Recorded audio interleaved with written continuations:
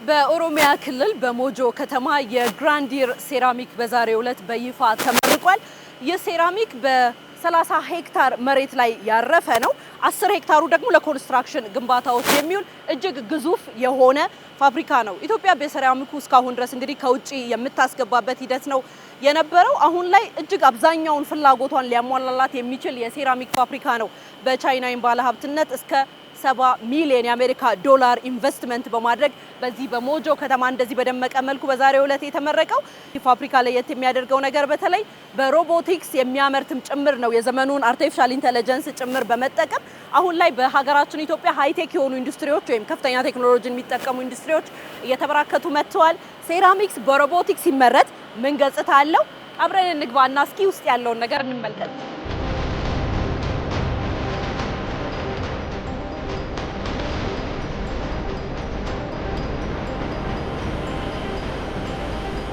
እንግዲህ እንደምታዩት ነው። ይህ ሴራሚክ በዚህ መልኩ ነው እየተመረተ የሚሄደው። በነገራችን ላይ የተለያዩ ሴራሚኮች ናቸው በዚህ በግራንዲር ሴራሚክ የሚመረቱት። መጠናቸው፣ ቀለማቸው፣ የሚውሉት አገልግሎትም እንደዚሁ ይለያያል። 30 ሺህ የሚሆን ስኩዌር ሜትር በአንድ ቀን ውስጥ ብቻ ማለት ነው የማምረት አቅም ያለው ፋብሪካ ነው በዛሬው ዕለት ይፋ የተደረገው። ይህ ለኢትዮጵያ ገበያ ትልቅ አቅም እንደሚሆን ነው የሚጠበቀው።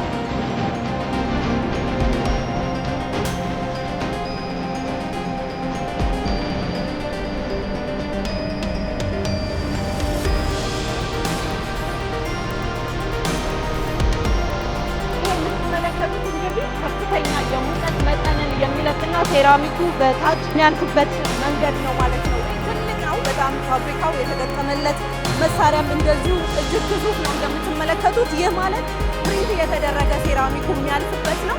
በነገራችን ላይ ይህ ፋብሪካ የተገጠመለት እጅግ ዘመናዊ በዓለም አቀፍ ደረጃ ዘመኑ የሴራሚክ ማምረቻ ዘመኑ የዋጀውና ቴክኖሎጂ ቅርብ ተብሎ የሚታሰበው ነው የተገጠመለት። በሮቦቲክስ ጭምር የተንቀሳቀሰ የሚሰራ ነው። በስራ ሂደትም እስከ 1000 የሚሆኑ ሰራተኞች በዚህ ፋብሪካ ውስጥ ስራቸውን የማከናወን አቅም ይዟል።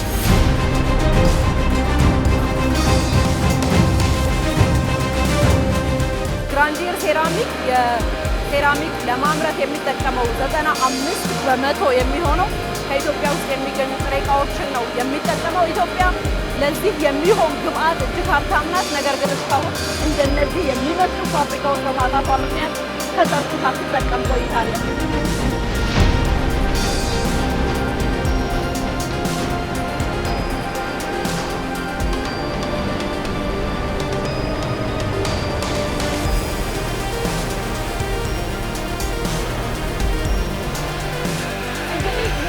ነው በዋናነት የሮቦቲክ ክፍሉ እንደምትመለከቱት በሮቦቲክ እየታገዘ ነው እዚህ እየተመረተ የሚገኘው። ለመነጋገር ለድምፅ ትንሽ ያስቸግራል። ነገር ግን ይህ ክፍል በሮቦቲክ የተለያዩ የሴራሚክ ውጤቶች የሚያልፉበትና የሚመረቱበት ክፍል ነው ማለት ነው። በኤአይ በታገዘ መልኩ ነው እንደምትመለከቱት። ለመሸከም የሰው ኃይል አይጠይቅም። ሮቦቱ በቀላሉ እየተሸከመ ወደ ፓኬጅ ውስጥ ወደ መጠቅለያ ውስጥ ሲከተው ነው እንግዲህ የምንመለከተው። አሁን የቀረበለትን እየያዘ ነው የሚገኘው ይሄ ሮቦቲክ። ስለዚህ በአርቲፊሻል ኢንተለጀንስ ታግዞ በዚህ መልኩ ስራን ያቃልላል ማለት ነው። የሰራተኛን ጉልበት ከመጠቀም ባሻገር እንዲህ ባለው ዘመናዊ ቴክኖሎጂ ነው እንግዲህ ይህ የግራይንደር ሴራሚክ ስራውን እየተወጣ ያለው።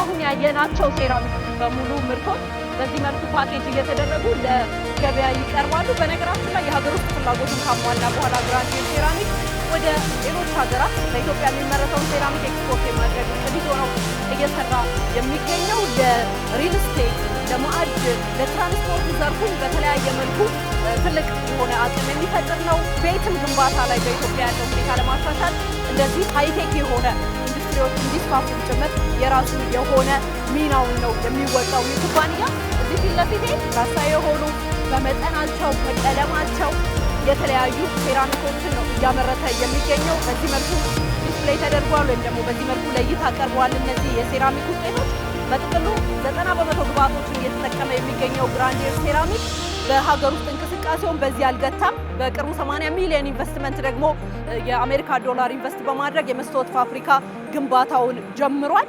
ይህ ሂደት እንዳጠቃላይ ኢትዮጵያ በኢንዱስትሪ አቅም እንዲሁም ደግሞ በኮንስትራክሽን ማዕድን ዘርፍ እያደረገች ያለችውን እምርታ የሚያጠናክር ተደርጎ የሚወሰድ ነው። ይህን ይመስል ነበረ ቆይታችን።